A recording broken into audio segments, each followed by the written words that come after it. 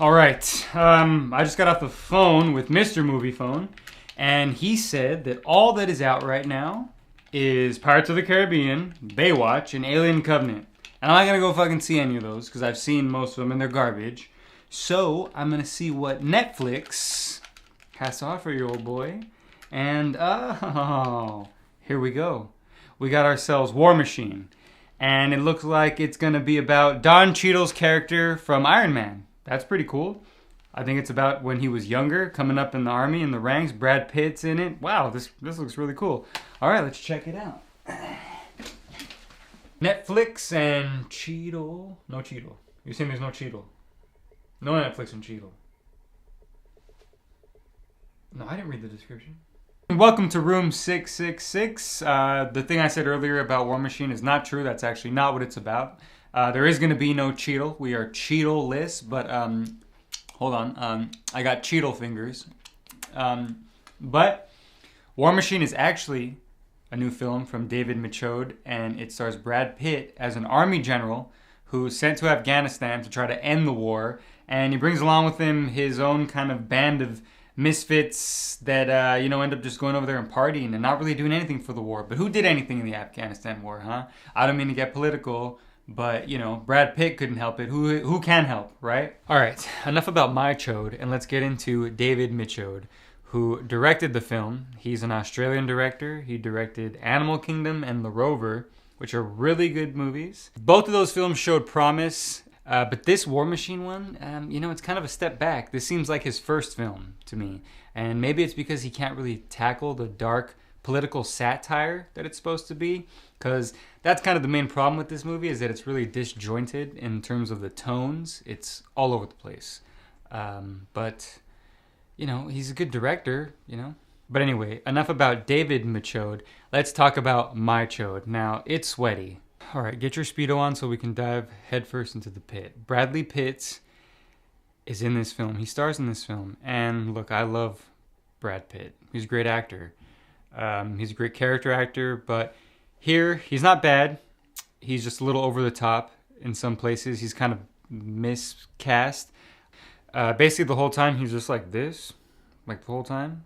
We're just doing this. I would say, I'd never thought that I'd say that Brad Pitt is miscast and that Anthony Michael Hall and Topher Grace aren't in the movie. I didn't think that would ever happen. But, he looks good with white hair. So, I think that's really all that matters. Okay, so in this fucking movie, there's Brad Pitt, as we talked about. There's John Magaro, Anthony Michael Hall. Next up on the list is Ben Kingsley, who, is a good actor and has done some good stuff. I don't know if you've seen Sexy Beast. He's really good in that. But here, he's basically just doing a bad impersonation of Gandhi, mixed in with a little bit of the Mandarin and some of his character from The Love Guru thrown in there just because who gives a fuck, He needs to stop playing these roles. We don't need Kingsley to always play these things. He played Gandhi, so everyone thinks he's Alfred Molina. He could just play every race that there is, but he's not Alfred Molina, and he'll never be. Kingsley, kick it. Kick it, Kingsley. Kick it the fuck back. Emery Cohen, Topher Grace, Daniel Betts, R.J. Seiler, he was in Power Rangers, Alan Ruck from Ferris Bueller's Day Off. We have actually two of my favorite parts of this film, which I never thought I would say, Anthony Michael Hall and Topher Grace. These roles were just kind of made for them. Anthony Michael Hall kind of plays Brad Pitt's right-hand man, and he's really angry and mad all the time, and he's pretty funny. It's a pretty funny role for Anthony Michael Hall. I wish it was a more fleshed out role. Same thing with Topher Grace. Topher Grace plays kind of this little weaselly type character. I think Topher Grace is, very weasel-like, and I think that that's a great role for him. He should just continue to play weasels all the time.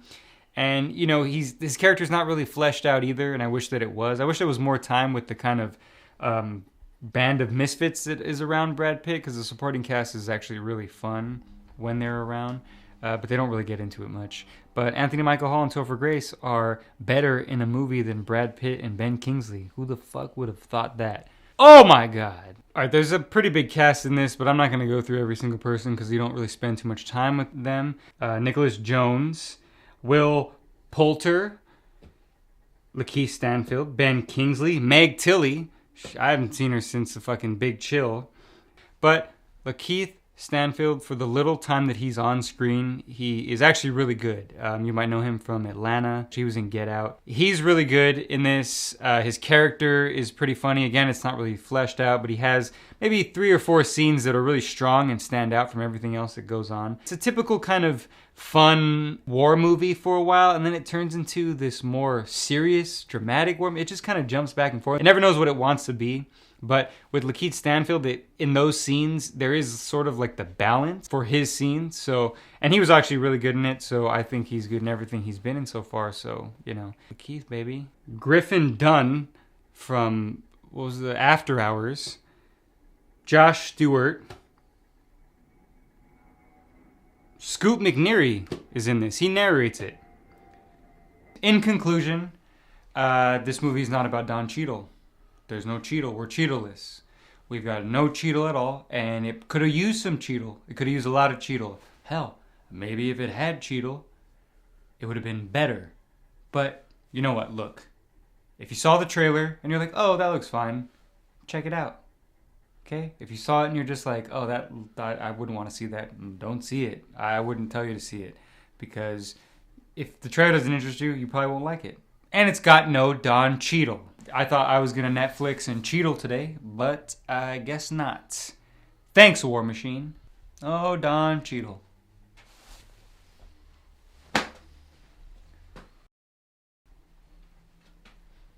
What the world needs now is Cheadle. Sweet Cheadle. Benedict Hardy? Nobody knows who that is.